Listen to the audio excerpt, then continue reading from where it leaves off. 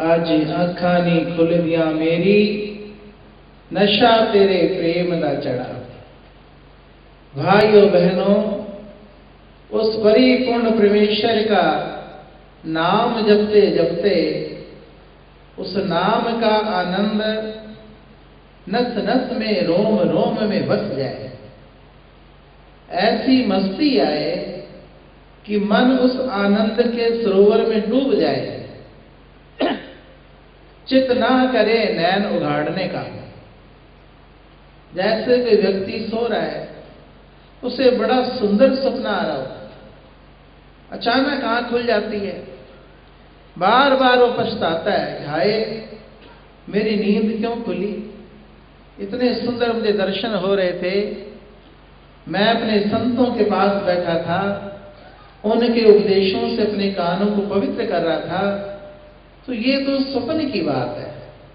पर जिसका मन परमात्मा के चरणों में लग जाए, जिसका रोम रोम भगवान की भक्ति से खिल जाए, उसको कितना आनंद होता होगा, कितनी मस्ती आती होगी।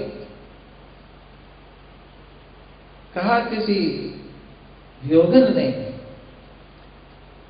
आंख खुली पल में पियाए, वो आंख लगी पल में पियाए, आंख खुली है पिया नहीं पाए। सब सखी पिया सोए गवाए, सब सखी पिया सोए गवाए, मैं अभागन जाग गवाए। पलक लगी पल में पियाए, पलक लगी पल में पियाए, पलक लगी पल में पियाए। मेरी पलक लग गई, मुझे नींद आ गई, तो मेरे प्रीतम मेरा प्यारा वो मेरे सामने आ गया। अचानक आंख खुल गई तो सपन टूट गया, मेरा प्रीतम उससे बिछुड़ गया। वो कहती, हाय लोग तो सो के अपने प्यारे को गवाते हैं, मैंने तो जागते हुए गवा दिया। अर्थात कि जिन लोगों का ध्यान लग जाए, सूरत टिक जाए, ध्यानिष्ठ हो जाए, उनको फिर नैन उघाड़ने की आवश्यकता ही नहीं होती। नैन उघाड़ने का चित नहीं करता। क्यों नहीं करता? क्योंकि अंदर जो चांद चढ़ा हुआ है, अंदर जो प्रकाश छाया हुआ है, साधक जो प्रकाश समाधि में है, एक सूरज का चांदना क्या, वहां तो लाखों सूर्य के प्रकाश अंतःकरण को प्रकाशित कर रहे हैं। उस मस्ती, उस आनंद में डूब के साधक एक पल भी उस परमात्मा से बिछुड़ना नहीं चाहता। तो ये शब्द आज आंख नहीं खुल रही मेरी। क्यों नहीं खुल रही? नशा तेरे प्रेम दा चढ़। अब ये नशा कहां से चढ़ता है? ये किसी हार्डवेयर पे मिलता है? नहीं। कहा, पूछा किसी ने, भाई कोई मस्ती में नैन चढ़ाए, उस राम नाम का योगी उसकी मस्ती के सरोवर में डूबा हुआ था, उसके नैन चढ़े हुए थे, अंतःकरण में अजपा जप चल रहा था। जब नैन उगड़े, समाधि टूटी, बाहर आया, तो साधकों ने पूछा, महाराज ये जो नैनों में मस्ती छाई रहती है, ये मस्ती कहां से मिली है? पूछते हैं, सखियां पूछती हैं कि तूनी रंगाया था, पूछ दिया सारिया, कि तूनी रंगाया था, पूछ दिया सारिया, कि थोटन नाम दिया चढ़िया कुमारिया, कि थोटन नाम दिया चढ़िया कुमारिया।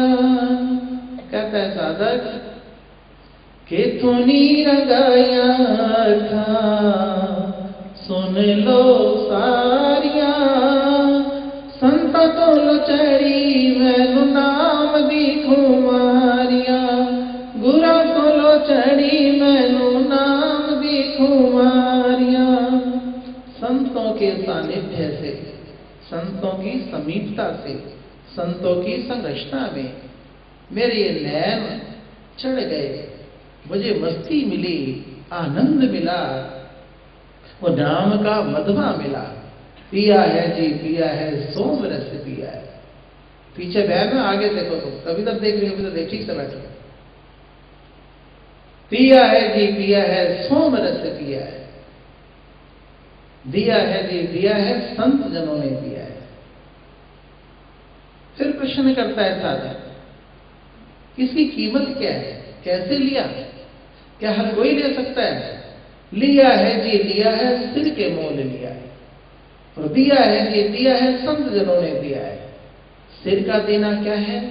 अपने आप को मिटा देना, अपने आप को समर्पित कर देना, अहम भाव में ना जीकर तुम भाव में जीना, एक अपने को निमित्त मानना, कारण मानना, परमेश्वर को कर्ता मानना।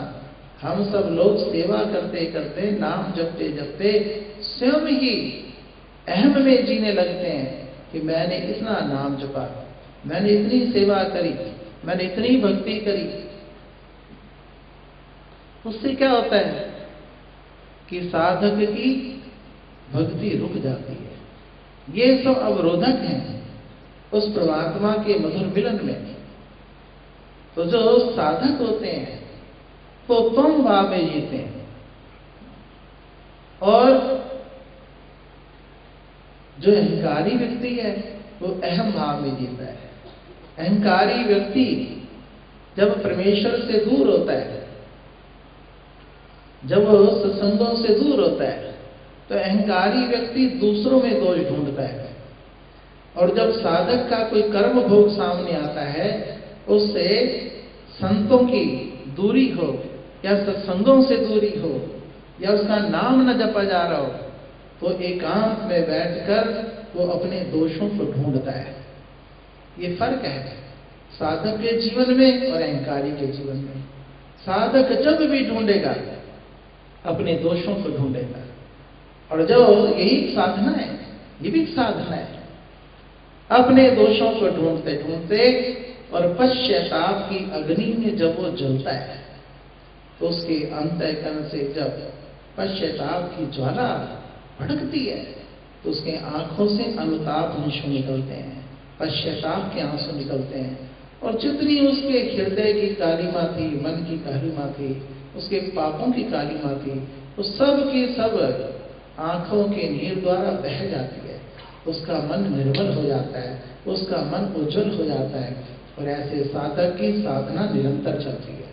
तो जब भी तुम सत्संगों से दूर जाओ तो लोगों में दोष मत ढूंढना। उसने मुझे ऐसा कहा था, मुझे इसने ऐसा कह दिया, इसलिए मैं सत्संग में नहीं जा रहा। सच तो ये है कि हमारा ही अपना कोई जीव का कर्म सामने आता है। ये आम लोगों की बात नहीं, अच्छे अच्छे साधक, अच्छे अच्छे सिद्ध पुरुष अहंकार वश आके अपने आसनों से गिर जाते हैं। तो साधना करते बड़ी सावधानी हो, बहुत सावधानी, एक ही सावधानी रखनी है कि अहंकार न आए। अगर कोई सेवा मिली है तो सोचो कि परमेश्वर ने मुझे सेवा बख्शी है। एक माता मेरे पास आई, कहने लगी मैं अपने गुरुओं के यहाँ जाती थी, बहुत गरीब नहीं थी बेचारी, ईश्वर के दरबार में तो गरीब अमीर होता नहीं, भगवान तो भूखे भाव के नहीं मांगते था। पर मैं जगत की गरीबी अमीरी की बात कर रहा हूँ। अमीर उसे कहते हैं जिसके पास 4 चांदी के सिक्के हों, गरीबों से कहते हैं धन धन अभाव हो। तो उसने उसे गला हुआ कोई फल दिया, जिस माता की कुटिया में जाती होगी संत के पास, उसने कह दिया, उसे भी नहीं कहना चाहिए। उसने कहा माता ये मुझे क्या प्रसाद गला हुआ दिया। माता क्रोध चढ़ गया, उसको निकाल दिया आश्रम से। मेरे पास आई, कहने लगी मेरे साथ ये हुआ है, मैंने 30 साल वहां की सफाइयां करी, बर्तन मांजे। मैंने पहली बात तो ये सोच कि मुझे ईश्वर ने 30 साल सेवा ले ली है, मैंने करी नहीं। कहते अहंकार निकाल अपने अंदर से। दूसरा, तू जाती रहे तो अपना नियम पूरा कर, अपनी निष्ठा पूरी रख। ऐसा नहीं कि संत कोई मनमानी कर ले। संत के सिर पे भी साईं बैठा हुआ है, भगवान बैठा हुआ है। अगर संत भी अपराध करता है तो वो भी दंड का अधिकारी है। जैसे कोई चोरी करे तो दंडित होता ही है, पर कोई पुलिस वाला जो कानून जानता वो चोरी करे तो डबल दंड है। ऐसे कोई संत महात्मा अपराध करे तो डबल पाप का अधिकारी है। जो संसारी आदमी है उससे ज्ञान नहीं है, उससे भूल हो गई, अचानक हो गई तो कोई बात नहीं।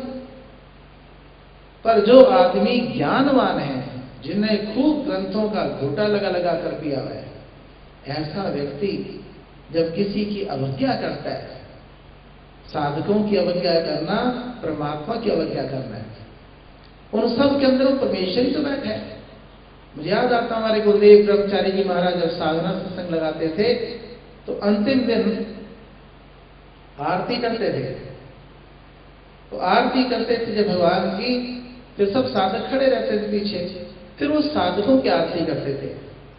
कहते थे ये जो कागज के टुकड़े पर भगवान का नाम अंकित है, इसका बड़ा मैं आदर मान करता हूं, पर आपके हृदय में संतों ने जो परमेश्वर का नाम अंकित किया हुआ है, मैं आप सबकी आरती उतारता हूं। और सिर झुका के प्रणाम क्या करते थे।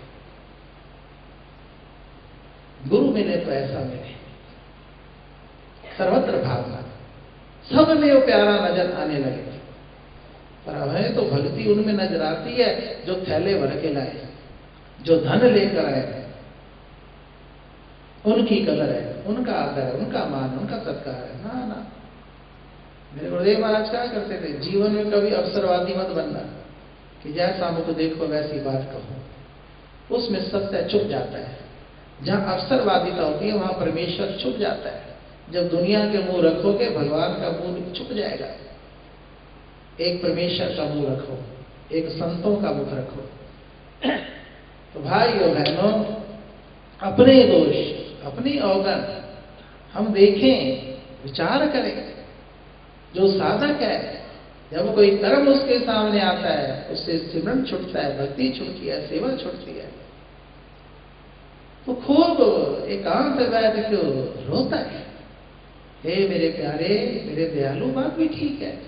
इतना बड़ा संसार है, वो तो जिससे चाहेगा काम ले लेगा।